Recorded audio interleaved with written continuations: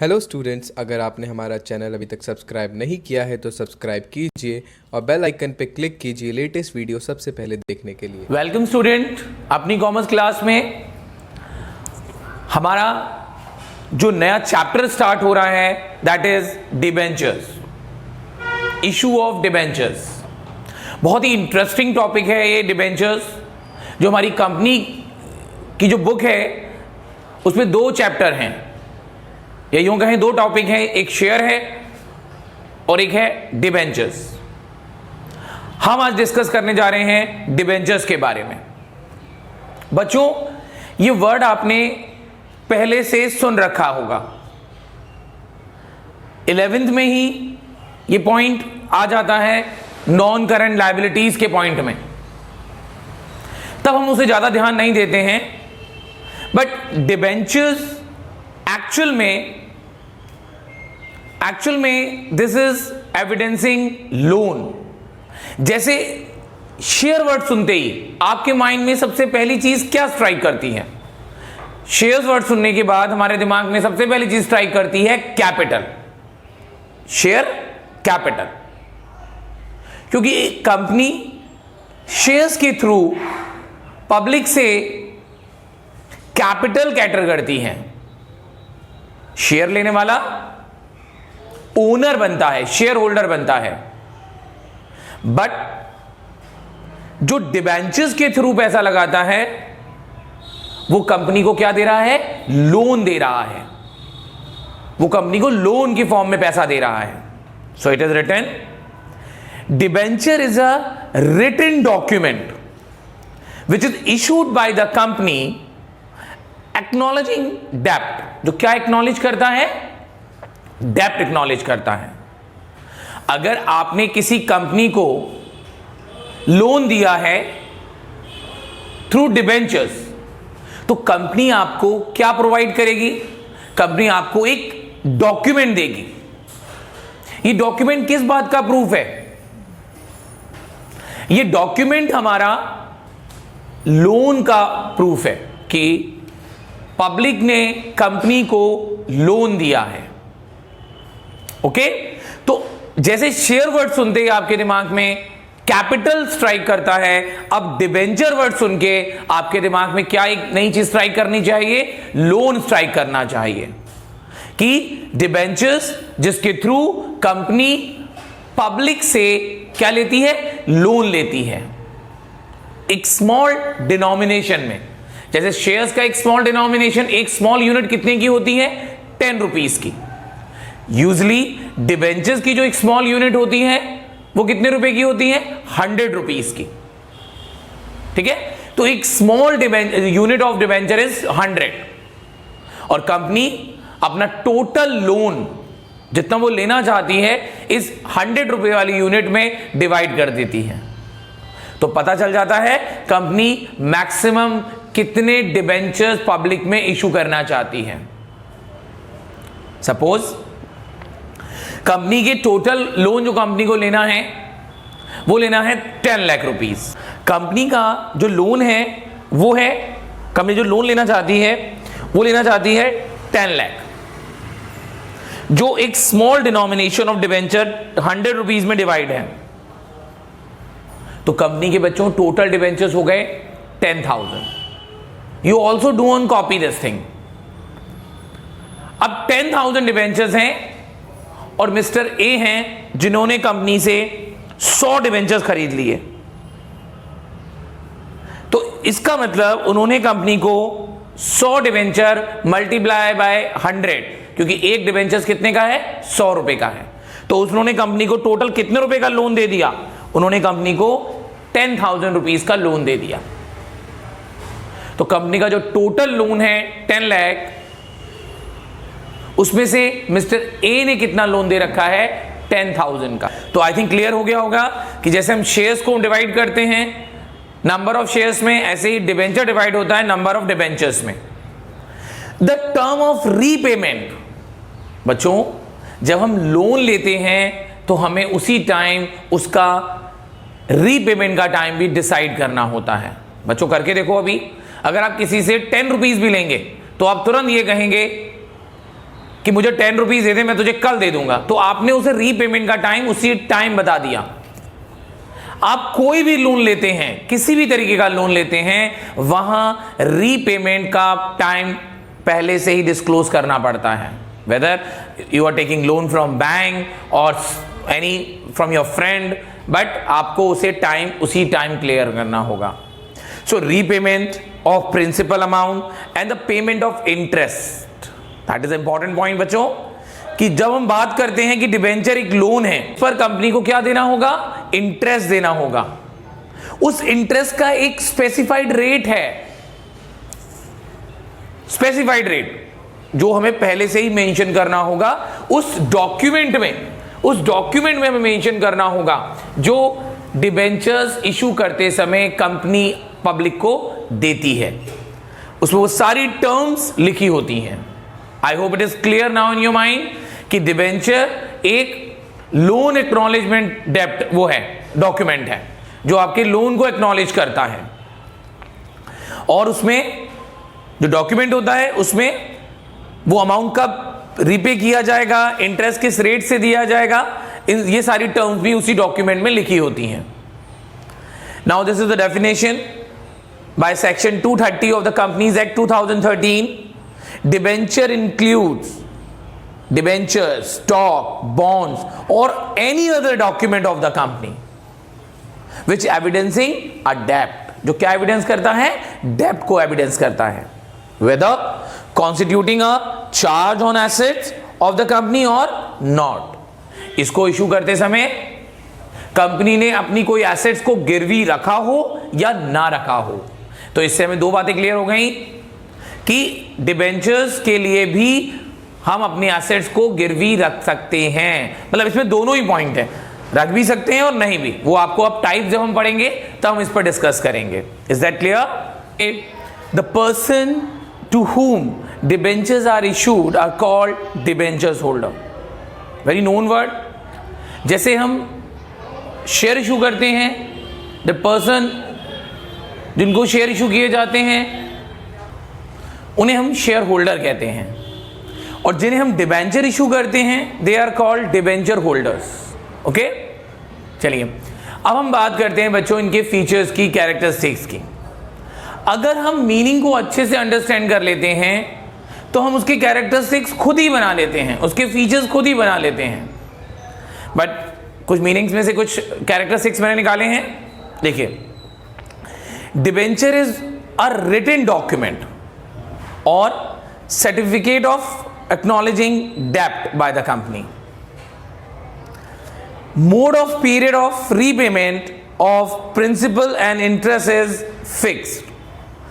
हमारा लोन को वापस करने का मतलब कंपनी के थ्रू जब ये पैसा वापस किया जाएगा डिबेंचर होल्डर्स को, तो वो जो टाइम पीरियड है, it is 5 year, 10 years, whatever, that is fixed. As well the payment of interest, that is also fixed, whether we are paying interest annually और हाफ ईयरली, वो हमें सब specific करना होगा। Next, rate of interest. बच्चों loan point जैसी मेरे mind में जैसी लोन पॉइंट आता है तो सबसे पहले जो बात उसके बाद मेरे दिमाग में आती है वो होता है इंटरेस्ट, उसका रेट। चाहे हम होम लोन लें, चाहे हम कार लोन लें, चाहे पर्सनल लोन लें, एजुकेशन लोन लें, कोई भी लोन लें, सबसे इंपॉर्टेंट बात होती है कि हमें उसके लिए इंटरेस्ट कितना देना होगा। शेयर्स के मामले में बच्चों ये बाउंडेशन नहीं है, शेयर्स में इंटरेस्ट नहीं दिया जाता, शेयर्स में डिविडेंड दिया जाता है और उसको देने का भी कोई कंपल्शन नहीं होता। बट यहां क्योंकि कंपनी लोन ले रही है पब्लिक से, वहां हमें रेट ऑफ इंटरेस्ट भी क्या करना होगा? स्पेसिफाइड करना होगा कि कितना रेट ऑफ इंटरेस्ट है। इवन उसे डिबेंचर के साथ प्रीफिक्स करना होगा। जैसे अगर आपका इंटरेस्ट का रेट है 9, तो wherever you will write the debenture, आप उस डिबेंचर्स के पहले लिखेंगे 9% डिबेंचर, 6% डिबेंचर। ओके, ये आपको उसके साथ ही लिखना पड़ेगा रेट ऑफ इंटरेस्ट। तो डिबेंचर रिकॉग्नाइज ही उसके रेट से होगा। हो सकता है एक कंपनी दो डिबेंचर इशू करे अलग अलग रेट से, तो वो कैसे आइडेंटिफाई होगा? उसके रेट से आइडेंटिफाई होगा। Next, it is borrowing of the company. तो we have discuss this point तो अर्लियर कि ये क्या प्रेजेंट करता है? लोन। अगर एक कंपनी की बैलेंस शीट में डिबेंचर्स लिखा हुआ है तो ये हमें बताता है कि कंपनी ने ये लोन लिया हुआ है। It is normally secured by way of charge on assets. Normally, ज्यादातर ये डिबेंचर्स जब इशू किए जाते हैं स्टूडेंट्स, तो वो एसेट्स को गिरवी करके किए जाते हैं। इनके लिए कंपनी की एसेट्स पर चार्ज होता है, सिक्योर्ड बोले जाते हैं। लास्ट, इंटरेस्ट ऑन डिबेंचर, जो हम डिबेंचर्स पर जो इंटरेस्ट देते हैं, that is charge against profit. हमें पता होना चाहिए चार्ज अगेंस्ट प्रॉफिट क्या होता है। चार्ज अगेंस्ट प्रॉफिट होता है कि जिसको हमें देना ही है, वेदर प्रॉफिट और लॉस। फर्म कंपनी को अगर लॉस भी हो रहा है तब भी कंपनी को इन डिबेंचर्स होल्डर्स को इंटरेस्ट देना पड़ेगा। That is called charge against profit. Okay students, अब हम डिस्कस करेंगे बॉन्ड के बारे में। ठीक है, bond that is also like a debentures. It is also acknowledgement of डेप्ट। Bond is also acknowledgement of डेप्ट। कंपनी ने अगर बॉन्ड इशू कर रखे हैं और पब्लिक ने अगर बॉन्ड खरीदे हैं किसी कंपनी के, तो ये भी क्या एक्नॉलेज करता है? दैट इज ऑल्सो एक्नॉलेज डेप्ट, जैसे डिबेंचर करता है। which is issued by the company and signed by an authorized signatory. Bond has become synonymous with the debt instrument. Bond भी किसका सिनोनियम माना गया? डेप्ट का ही सिनोनियम माना गया। जैसे डिबेंचर होते हैं वैसे ही, बस इसका नाम अलग है। इसके अलावा जो सबसे इंपॉर्टेंट बात है बच्चों, जो आपको याद रखनी है, कि the rate of interest is not pre determined. I have underline this. इसको समझें कि जैसे अभी हम डिबेंचर डिस्कस कर रहे थे, वहां मैं बार बार इस बात पर फोकस कर रहा था कि डिबेंचर्स का जो रेट होता है वो पहले से ही स्पेसिफाइड होता है। इवन जब हम डिबेंचर्स लिखते हैं वहां पर उसके आगे उसका रेट भी लिखना पड़ता है, ऐसा मैंने अभी आपको बताया। पर बॉन्ड्स को मैंने माना तो लोन का ही acknowledgement like debentures. What is the major difference? The difference is कि rate of interest is not predetermined. हमें यह पहले से नहीं पता होता कि बॉन्ड में हमें इंटरेस्ट कितना मिलेगा। यस, इंटरेस्ट का रेट उसमें स्पेसिफिक नहीं होता।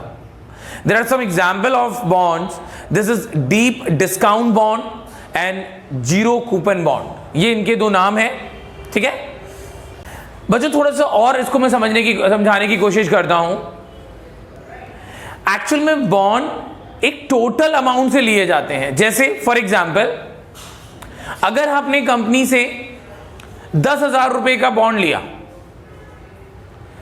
Amount which is written on that bond it is 10,000, but company is issuing that bond to the public for rupees suppose 9,000। तो पब्लिक को उस बॉन्ड को खरीदने के लिए कितना पैसा देना है? सिर्फ 9,000 देना है। बट उसे वो बॉन्ड, मतलब पब्लिक को जो बॉन्ड मिलेगा वो कितने का मिलेगा? 10,000 का ही मिलेगा। 1 साल का उसका टाइम पीरियड है। जब 1 साल बाद वो टाइम पीरियड पूरा हो जाएगा और आप उस कंपनी के पास जाएंगे कि हमें इसके पैसे दे दीजिए, then company will return to that public, that जो भी बॉन्ड लेकर आया है उसको पूरे 10,000 देगी। तो अब उसको कितने रुपए का बेनिफिट मिल गया? 1,000 का। जब उसने ये बॉन्ड खरीदा था कंपनी से तो उसने 9,000 का खरीदा था डिस्काउंट रेट पर, और जब वो उसको पैसे वापस लेने गया मैच्योरिटी पूरी होने पर तो उसे पूरे 10,000 मिल गए। यहां उसे 1,000 रुपए का क्लियर बेनिफिट हो गया, जिसको वो कैसे ट्रीट करता है? जिसको वो इंटरेस्ट की तरह ट्रीट करता है कि ये मुझे 1,000 का इंटरेस्ट मुझे मिल गया। ठीक है, तो इसलिए मैंने बोला कि इसमें कोई pre determined rate of interest नहीं होता। ओके अब ये उसका जो बेनिफिट है ये किस बात पर डिपेंड करता है? कि उसने डिस्काउंट कितना ऑफर किया था कंपनी ने उसको इशू करते वक्त। सपोज अगर यही बॉन्ड कंपनी ने 8,000 में दिया था और रिटर्न कर रही है 10,000, क्योंकि उस बॉन्ड पर रिटर्न 10,000 है, तो अब कंपनी को पब्लिक को कितने का प्रॉफिट हो गया? 2,000 का। ठीक है, so that is the difference, the major difference in debenture and bonds, but otherwise bonds is also acknowledge डेब्ट। ओके बच्चों, अब हमारा अगला जो टॉपिक होगा वो होगा difference between debenture and share. हमने जो लास्ट चैप्टर कंप्लीट किया दैट इज शेयर, उसकी डीप नॉलेज आपको है, और अभी हमने डिबेंचर के बारे में डिस्कस किया, तो कुछ नॉलेज आपने ऑब्टेन करी डिबेंचर्स के बारे में। अब उन्हीं नॉलेज के बेस पर हम इन दोनों को डिफरेंस करेंगे। देयर आर सम बेसिस जिसके बेस पर हमने इनके डिफरेंस किए हैं। पहला, ओनरशिप। डिबेंचर इज अ डेब्ट of the company, therefore is a lender, जो उधार देते हैं, जबकि share is a capital of the company, hence the share holder is the owner. तो ओनरशिप की बात करें तो शेयर होल्डर हमारा ओनरशिप ऑब्टेन करता है, डिबेंचर होल्डर के पास कोई ओनरशिप नहीं आती है। अगर हम ओनर की बात करें तो वो शेयर होल्डर होते हैं। ऑल्दो अगर हम देखें पैसा दोनों ही लगाते हैं, पैसा दोनों ही देते हैं, डिबेंचर्स भी पैसा देते हैं, डिबेंचर होल्डर भी, और शेयर होल्डर भी पैसा देते हैं कंपनी को। ठीक, सेकेंड बेस है हमारा रिटर्न। डिबेंचर होल्डर को क्या मिलता है? इंटरेस्ट मिलता है। द अमाउंट जो उन्होंने इन्वेस्ट किया है कंपनी में, जो दिया है, उस पर उन्हें इंटरेस्ट मिलेगा स्पेसिफाइड रेट से। And share holder gets the dividend. But ये भी याद रखना होगा बच्चों, interest is a charge against profit.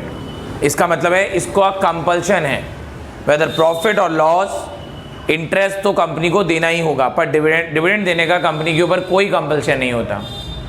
Okay, तो यहां पर एक पॉइंट और बढ़ा सकते हैं, लाइक रिस्क का, कि कंपनी जब डिबेंचर इशू करती है तो वो थोड़ा रिस्की होता है, क्योंकि वहां आपको लोन का पेमेंट भी करना है और ईयरली और या 6 मंथली आपको इंटरेस्ट भी पे करने का कंपल्शन हो गया।